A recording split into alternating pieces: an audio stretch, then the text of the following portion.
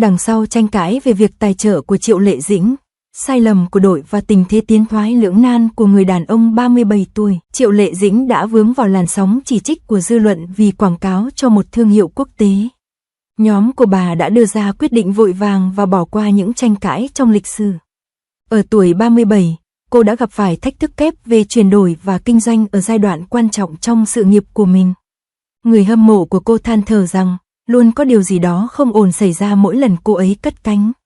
Ngành công nghiệp này đang phản ánh về những lỗ hổng trong việc đánh giá nguồn lực của các nghệ sĩ hàng đầu, và đằng sau việc các thương hiệu thường xuyên thay đổi người phát ngôn là sự giám sát ngày càng chặt chẽ của công chúng đối với lợi nhuận của những người nổi tiếng.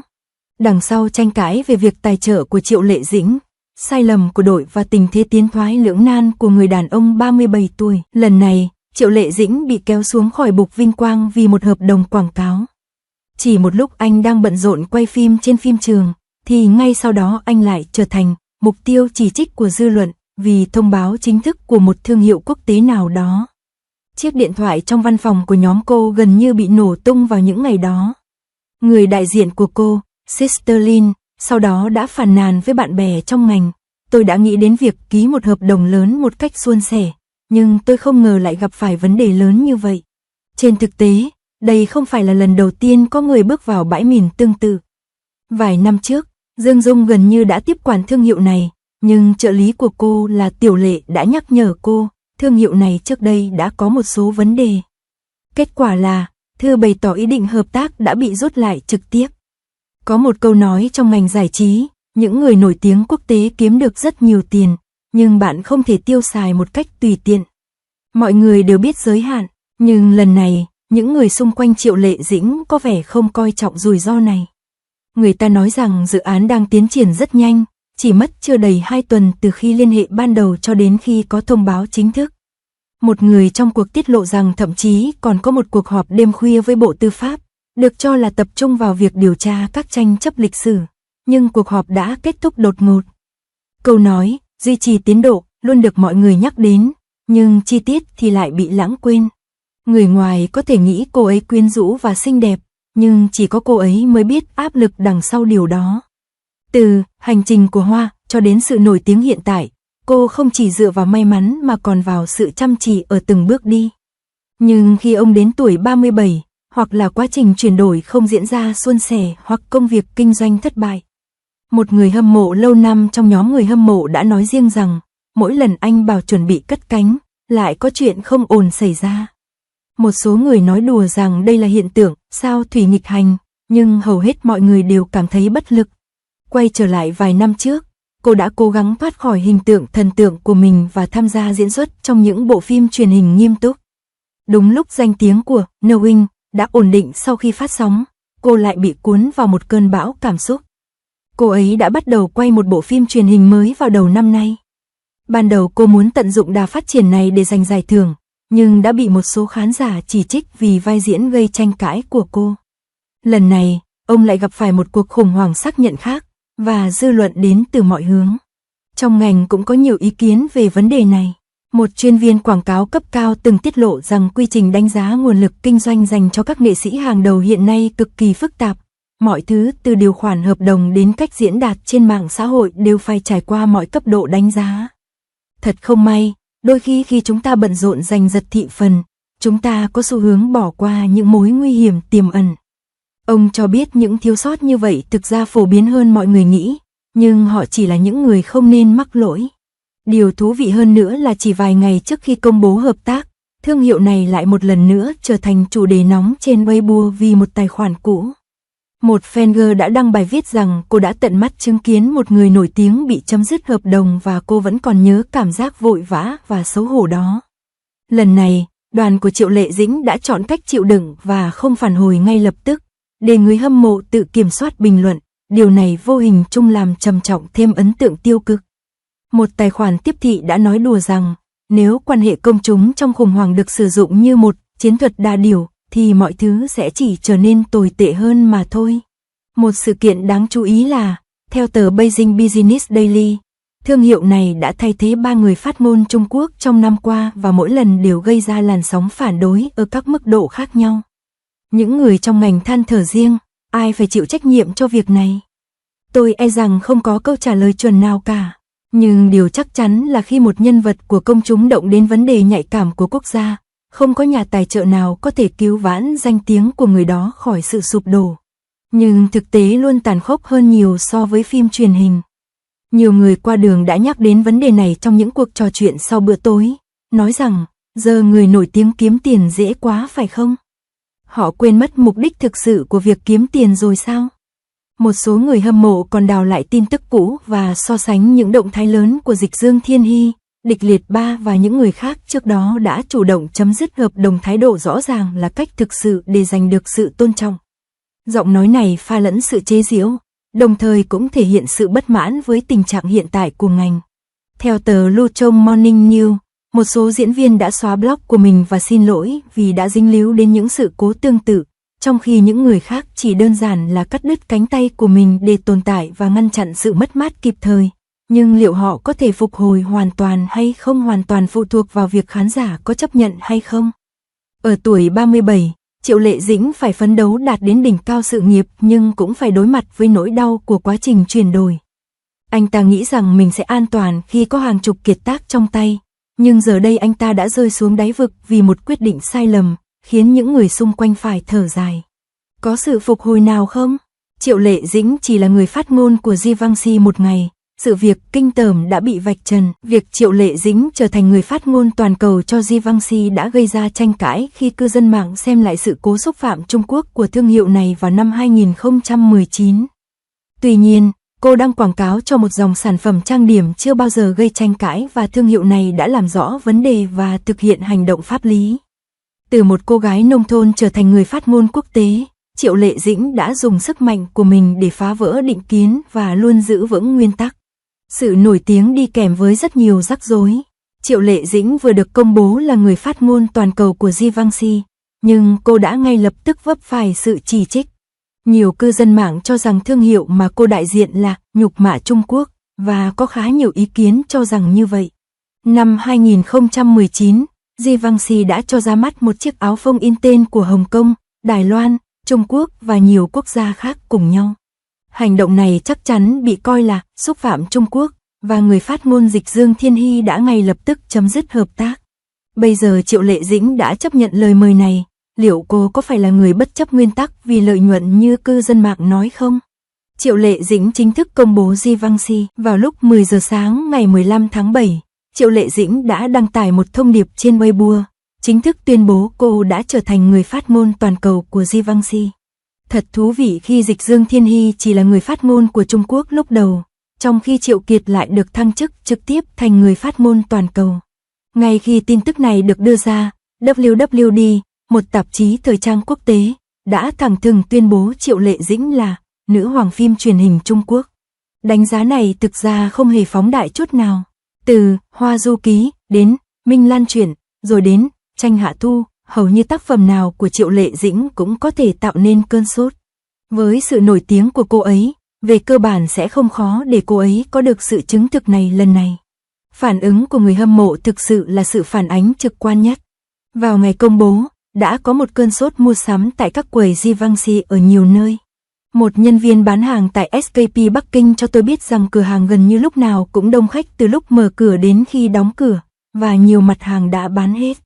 Tình hình ở các cửa hàng tại Thượng Hải cũng tương tự, các nhân viên bận rộn đến nỗi họ thậm chí không có thời gian để uống một ngụm nước. Cư dân mạng đặt câu hỏi về vụ việc cũ xúc phạm Trung Quốc. Không lâu sau khi Triệu Lệ Dĩnh tuyên bố trở thành người phát ngôn toàn cầu của mỹ phẩm Givenchy, một làn sóng nghi vấn bất ngờ nổi lên trên mạng, gây nên sự náo động trong toàn giới. Có người trực tiếp đặt câu hỏi trong bài đăng, Triệu Lệ Dĩnh quảng bá cho một thương hiệu xúc phạm Trung Quốc. Công sức của Dịch Dương Thiên tỷ có uổng phí không? Internet không có trí nhớ sao? Bình luận này ngay lập tức thu hút rất nhiều sự chú ý và thảo luận, ngày càng có nhiều cư dân mạng tham gia vào nhóm đặt câu hỏi. Có người nói Triệu Lệ Dĩnh sắp mất trắng tiền bạc. Bà vẫn khăng khăng chấp nhận sự chứng thực này mặc dù bà biết Givenchy có tiền sử xúc phạm Trung Quốc. Một số người bắt đầu suy đoán liệu người đại diện của cô có đứng sau hậu trường, cố tình để cô tiếp quản những thương hiệu mà người khác đã từ bỏ, để cô rơi vào bẫy. Một số người cho rằng Internet có bộ nhớ rất ngắn, Những chuyện xảy ra cách đây vài năm đã hoàn toàn bị lãng quên, như thể chúng chưa từng xảy ra.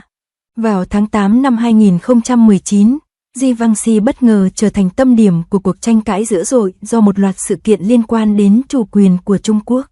Vào thời điểm đó, một số cư dân mạng nhận thấy một chiếc áo phông do Givenchy phát hành thực sự đã in tên của Hồng Kông, Đài Loan, Trung Quốc và các quốc gia khác lại với nhau. Thực tế so sánh các tỉnh và khu vực của Trung Quốc với cả nước ngay lập tức đã gây ra sự bất bình mạnh mẽ trong người tiêu dùng trong nước. Điều thậm chí còn đáng giận hơn là trên trang web chính thức của Givenchy, Hồng Kông và Macau thực sự được gọi là quốc gia. Sự vi phạm rõ ràng nguyên tắc một Trung Quốc này đã khiến người tiêu dùng Trung Quốc vô cùng tức giận. Ngay sau khi sự việc xảy ra, Dịch Dương Thiên Hy, người phát ngôn của thương hiệu mỹ phẩm Givenchy đã ngay lập tức hành động và đưa ra tuyên bố anh đã đơn phương chấm dứt hợp đồng với thương hiệu này.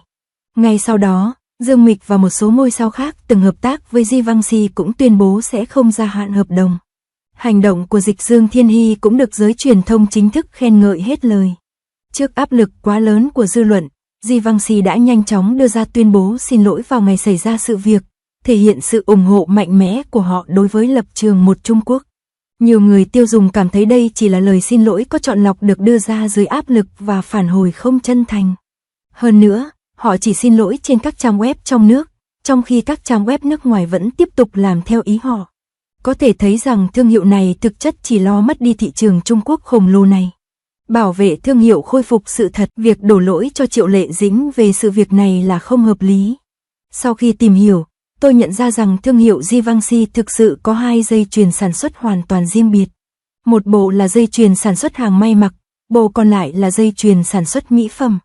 Mặc dù cả hai dây chuyền sản xuất đều mang tên Givenchy, nhưng hoạt động của chúng thực chất hoàn toàn tách biệt và không ảnh hưởng đến nhau. Vấn đề lúc đó nằm ở dòng sản phẩm may sẵn của Givenchy, nhưng dòng sản phẩm trang điểm này luôn được đánh dấu rõ ràng bằng tỉnh Đài Loan của Trung Quốc và đặc khu hành chính Hồng Kông của Trung Quốc trên trang web chính thức của hãng. Dòng sản phẩm trang điểm mà Triệu Lệ Dĩnh quảng cáo lần này chưa bao giờ gây tranh cãi.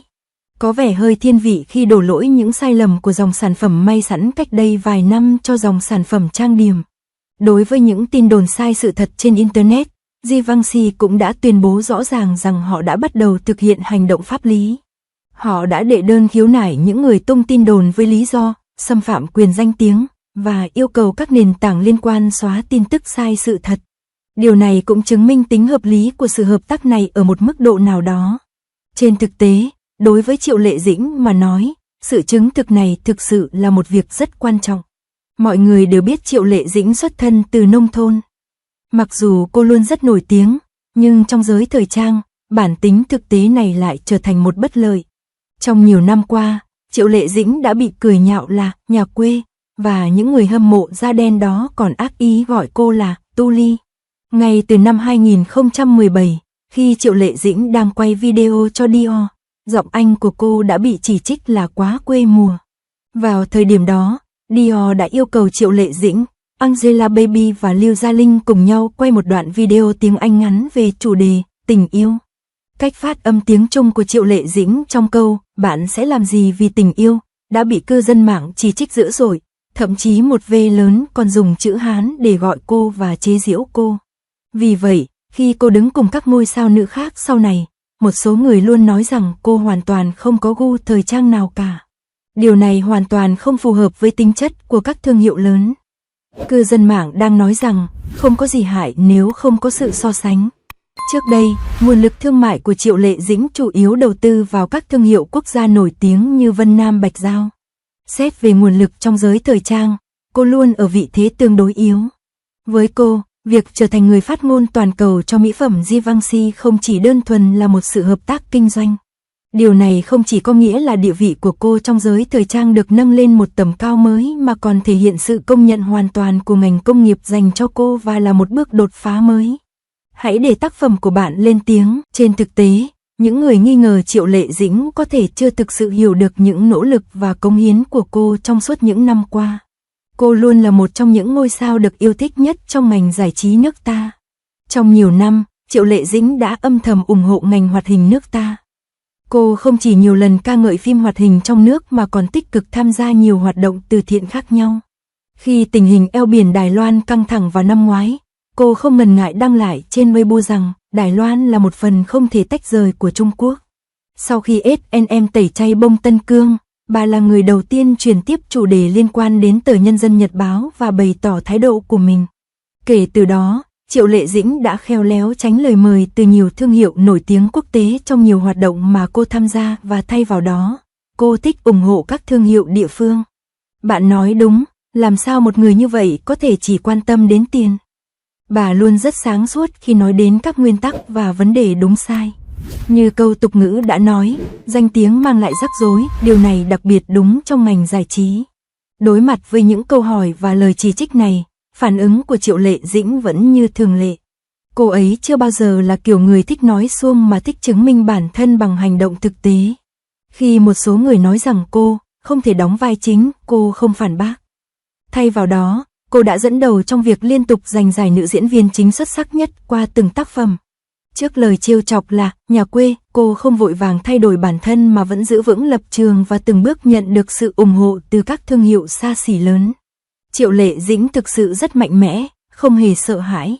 Khi mọi việc diễn ra, nhiều thành viên phi hành đoàn đã bắt đầu suy ngẫm về cách làm việc của họ. Một chuyên gia trang điểm từng tham gia một dự án liên quan đã nói đùa, trong tương lai, việc kiểm tra tin tức lịch sử trước khi chọn sản phẩm còn quan trọng hơn là kiểm tra số màu. Mọi người thảo luận về vấn đề này trong phòng chờ trên phim trường, và nhiều phiên bản khác nhau của câu chuyện được lan truyền. Một số người nói rằng đã có sai sót trong giao tiếp nội bộ, và một số suy đoán rằng ban quản lý cấp cao đã mù quáng theo đuổi lợi ích thương mại và đưa ra những đánh giá không chính xác. Thậm chí một số người còn đề cập đến phản ứng dây chuyền do những thay đổi trong hệ sinh thái ngành công nghiệp giải trí gây ra trong những năm gần đây. Có thể nói rằng mỗi người đều có ý kiến riêng của mình.